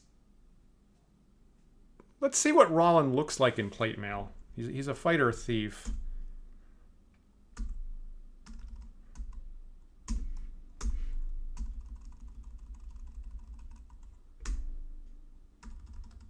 He's not super strong, so the weight alone might knock his movement down. Yeah, his movement, that just carrying it took his movement all the way down to 3. This has been a problem for him since forever. I mean, if I undo this and wear this and trade this away.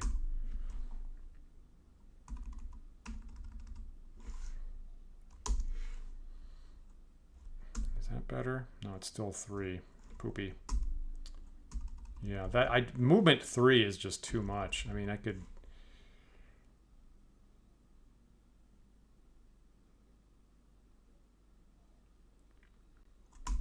trade some of this stuff.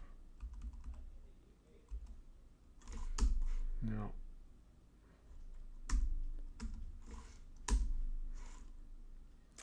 I am pretty much finished on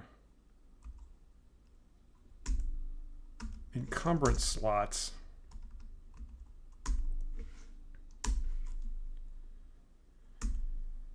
And I seem to be unable to get Rollin's movement up past 3.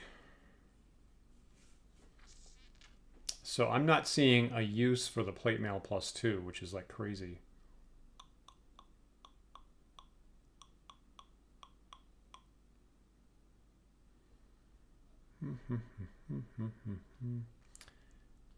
Wish there was a bank. I kind of wish there was a bank I could just leave stuff, but I guess I'm going to ditch that. Oh, his AC is -3. I mean, that's nice. Turns into a tank, but movement 3 is terrible.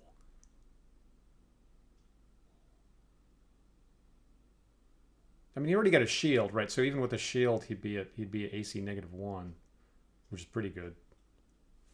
Yeah, I guess I'm going to do that. So unready this.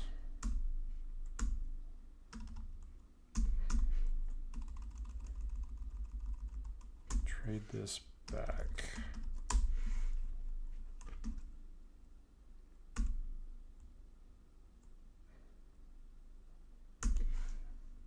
This is the point where when I'm trading weapons and gear around, I'm going to leave somebody unarmored and unarmed.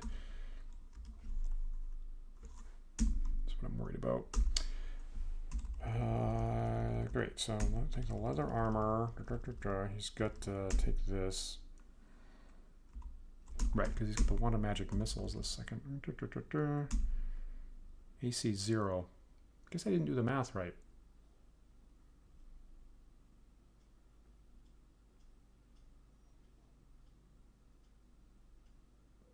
I see. I wasn't talking about the shield, right? I wasn't including shield or dex. That's what I was happening. I guess I'm going to sell it. Kind of crazy. Sell it. And, and I'm actually kind of unhappy about having that much gold to carry around. Now I have to go buy some kind of trinkety thing. So, hey, Disparrow, pretty good. So I got this big treasure from the fighter tomb, right? And I'm right this second I've got my finger hovering over selling the magic plate mail because I can't find anybody to use it with. I don't know if you have before I confirm that. I don't know if you have an opinion about that plate mail +2 I just picked up.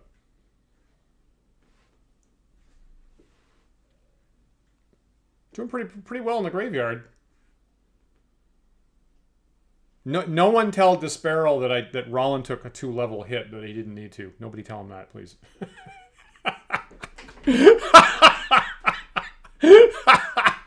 Shut up, everybody. Yeah, I've got Griffith and Harton in heavy armor, and they both have +2 plate mail, and then you know, my wizards are in bracers and rings, and it's the only one I could even think about was Rollin here in the leather. But when I put him on the plate mail, I couldn't get his movement above 3.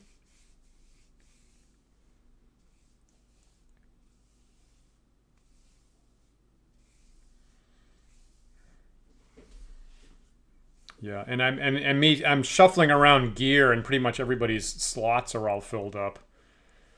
So. I'm about to confirm this. Here I go. I mean, boy, if I was a player in D&D and I had +2 plate mail, I would not get rid of it. It's really hard to imagine that being the case, but this is what's about to happen here, right? AC -3 is pretty great, no doubt about it. Here I go.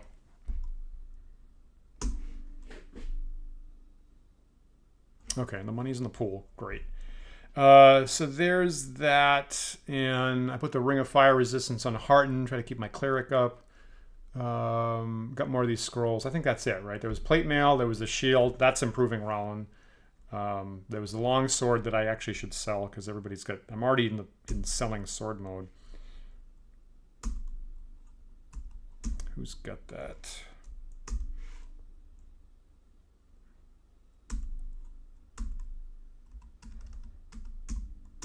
Griffith who's got that? Yeah, okay, so here's a spare longsword. No, that's not the spare. Picked up the extra sword. Here it is. Okay, so for example, Cadell's already got a 2-handed sword +2. I'm gonna get rid of this. Right. 3 movement is just like you're gonna waste rounds not being able to get in combat.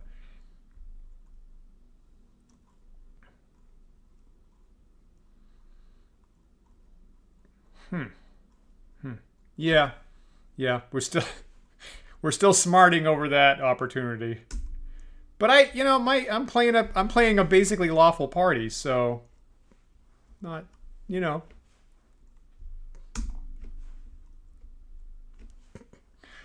will lose because good is stupid. All right, I think that's basically it. So now the problem is that the pool has got an enormous amount of money in it.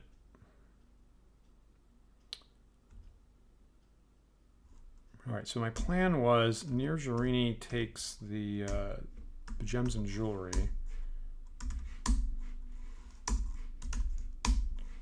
and Griffith takes the coins was the plan. Can he carry this? Apparently he can.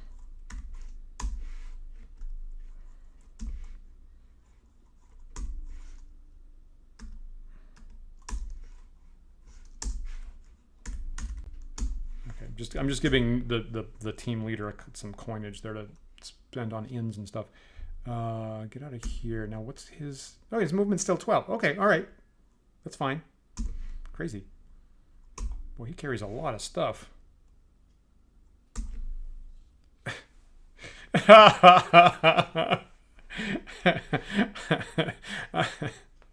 Okay, all right. You can be 90% lawful. All right. All right, great. Okay, I'm fine with what's happening. And the pool's empty. So all right, so let's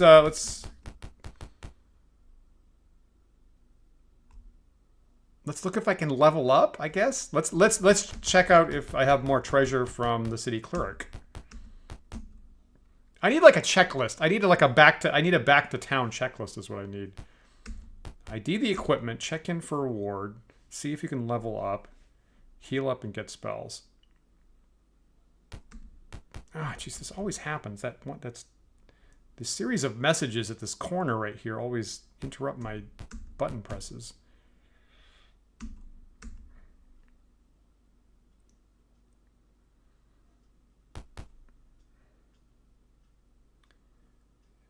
Outside the clerk's office, finally.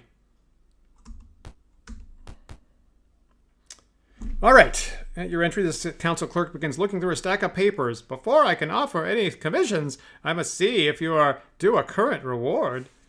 I think probably yes. We have been informed you have eliminated some undead from the graveyard. Here is your reward. Nice. Good. All right. That's dope. Take some stuff. Other items. There's a ring. Interesting. Okay.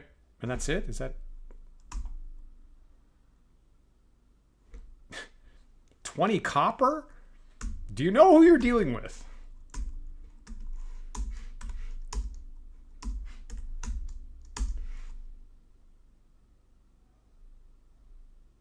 That's all right. You know, keep it as a tip. That's, you know, good work, city clerk.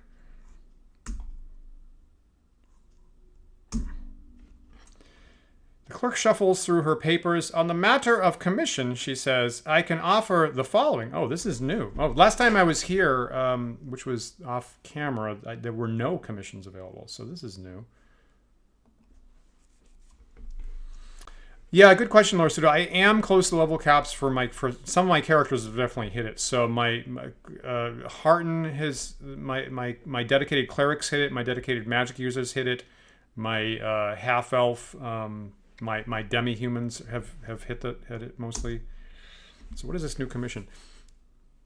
What? Oh, okay. All right. Congratulations to you and your nun children. Okay, all right. Okay, so yeah, so no commissions. All right, that's...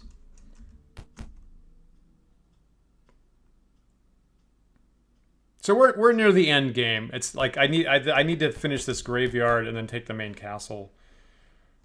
And we've mostly seen most of the content here in AD&D Pool of Radiance. Let me just save this game.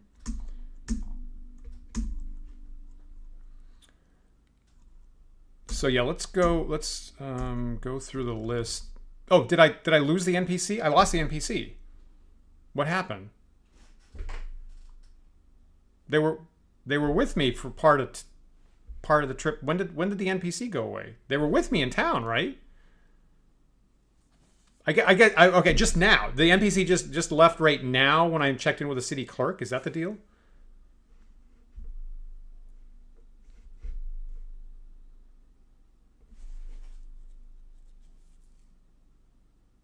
I assume they didn't. Yeah, I guess they were with me for this beat of a mission, and then once I check in with the clerk, then they go. Weird. Okay, well, at least I didn't get backstabbed. Frankly, that's among the top options. Okay. Well, all right. You know, so well, I guess there's a downside to pushing forward. I guess there's a. Unfortunately, I ran into the wizard just as I was leaving the session. Yeah, okay, maybe that's good. Maybe, yeah. I gotta ID that ring. Here's what I'm doing.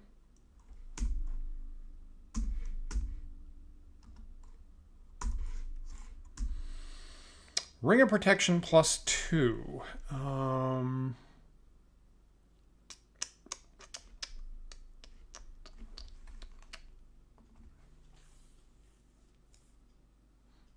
I'm always, you know, and then you got to debate like what's the stacking rules that's currently in effect.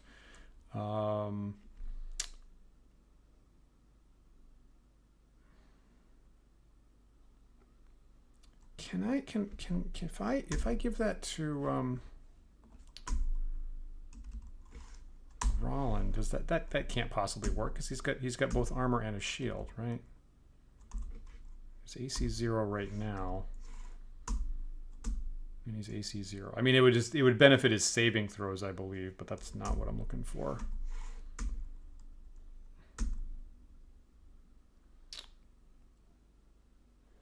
So I'm pretty sure Cadell and Maelwyn already have bracers plus a ring.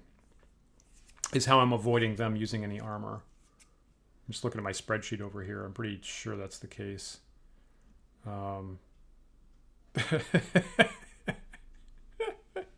Well, since he's left anyway, it can't hurt to tell you. He absolutely would have backstabbed you. Oh, shit, really?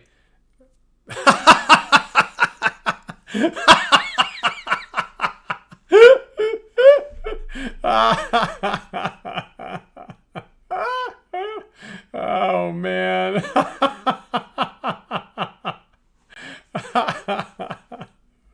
Okay, all right. Well, that... Thanks so much for telling me that. Oh,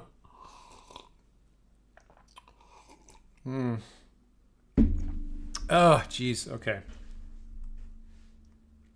Oh, all right. And the rings are coded improperly. They're cursed. That's what really the origin of most cursed items is. They're just like coding bugs. What should I do here?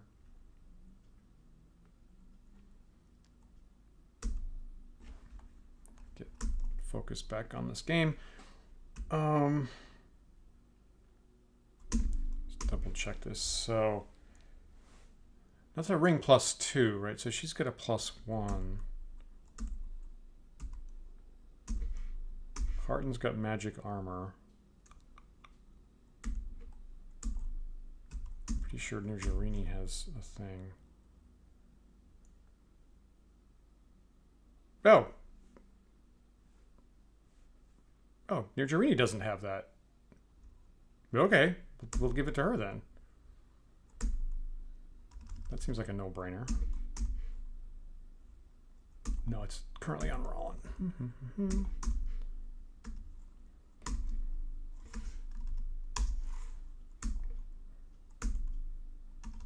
Right, not that Nerjarini gets in melee a lot. So currently AC 1. And now AC -1. Awesome. Awesome. We like that. All right. So, at this point, so that's pretty good. So that was a pretty good trip to the graveyard. So we've been here for about 2 hours. So I think I'm going to knock off for the night. I have to... maybe I'll just... You know what? Just before I knock off, let me just see if anybody's going to level up. Because I have more logistical stuff to do, which isn't super interesting.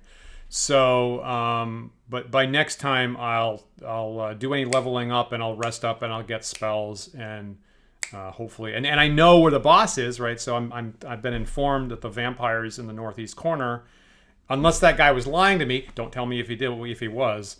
I'm going to assume that was truthful, right? Because technically, I don't in game. I don't know that he was going to backstab me, I guess. But I was saying I'm prepared. I'm taking him knowing that's a chance, knowing that assuming I can take care of it. But was this game ever cracked on any platform and the rules exposed? That's a good question. Let me just, while we're thinking about that, let me just go through. So Griffith's already maxed out. So, well, no, fighters you're allowed to get above 6th level here, right? Although maybe not for a half-elf. Okay, so half-elves can go up to 8th level. Do I have the XP for it? Probably not. 43. Okay, so no, still 6 for him.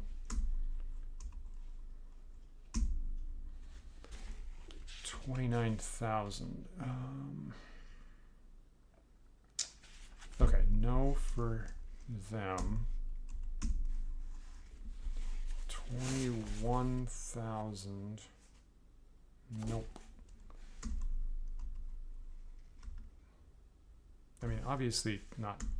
The thief level can't go up. 25,000. So it's 35,000 for 6th level fighters. So no there. And clerics can't go past 6, and magic users can't go past 6. So actually, no one's leveling up right now. Let me just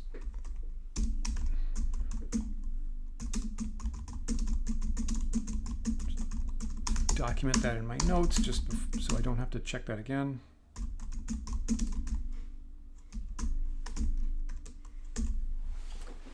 Okay, fighters can go up to 10th in this game. Makes sense. Yep, 8th or 9th. Yep. And like I say, the book here says half elf like Griffith could go up to 8th here, with a little footnote for higher ability scores. I don't know if they implemented that.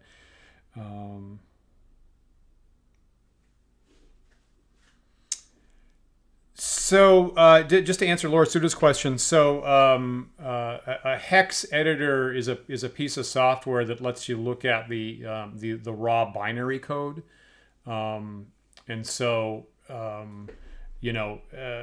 computer programmers don't literally look at binary 10010001 just because it's too long. So the more convenient thing to do is look at it in hexadecimal, right, which is a code. Which every character is something between 0 and 15, really, where A, B, C, D, E, F are used for 10 through 15. So, one hex character is really worth 4 bits. So it's a more concise way of looking at raw data. And a hex editor takes any piece of data or code and shows it to you in that format. So when you need to dig into nitty gritty or see like game files and what's in there, you probably load it up in a hex editor. It's a very simple piece of software, right? And for what it's worth, I mean, you can find open source software to do that. Like mine, what is the one that I use?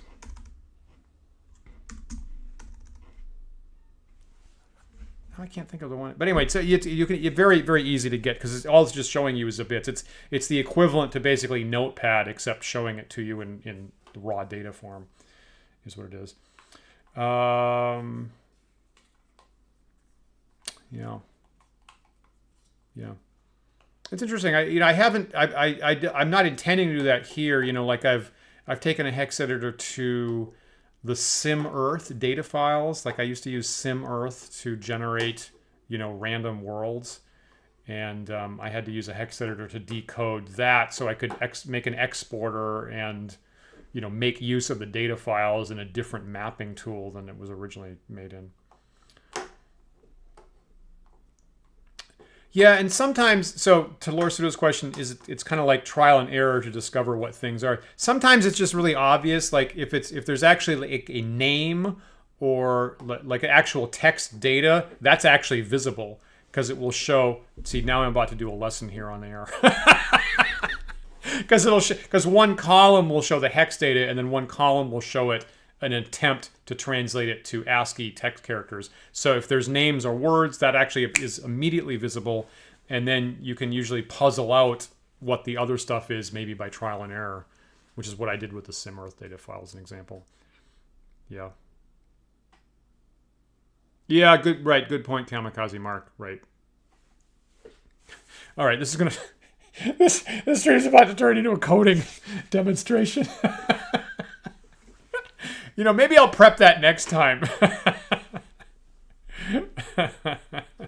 Yeah, or what Kamikaze Mark's saying is, do a little change in the game, like if you have. So you guys are talking about the actual program code, but I'm like for a saved game, you can go in, take save game A, make a little change, diff it with save game B, and then you see like if I don't know spent 10 gold pieces. You'll find the spot that went down by 10, and then all of a sudden that's where the gold's being stored in the data file, and you can keep going like that. Yeah.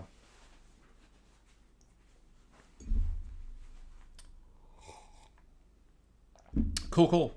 Okay, so I'm gonna knock off tonight. Thank you guys so much for hanging out for that. So hopefully maybe one more session. I think I'm getting through about a third of the graveyard each time I go in.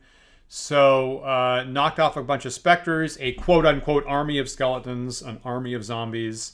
If I make a misstep, it's really easy to take a level loss.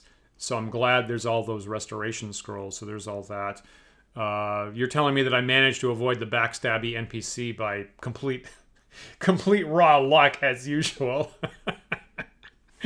So good to know.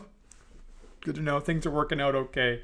So Paul and I will be back this Sunday for more Wandering DMs. And again, if you're not a patron of Wandering DMs, please join us. We have a $1 tier, and you get on our Discord server where the conversation's continuing all the time. And Dan, Colin, and I will be back next Thursday at 8:30 p.m. for more Book of War. And our plan, what we said last time, is we're going to take suggestions from viewers for what armies you want us to use. So if there's suggestions on Discord, we'll randomly assign an army that hasn't occurred to us that somebody wants to see play tested. And if you have suggestions for that, feel free to get on our in our Discord server on the $1 patron level and tell us if there's a particular Book of War army you'd like to see us play with next week. And that's what we'll be doing in the next week. So hope you guys have a good weekend and hope you're doing well. And I'll see you next time. Take care, everybody. Thanks a bunch.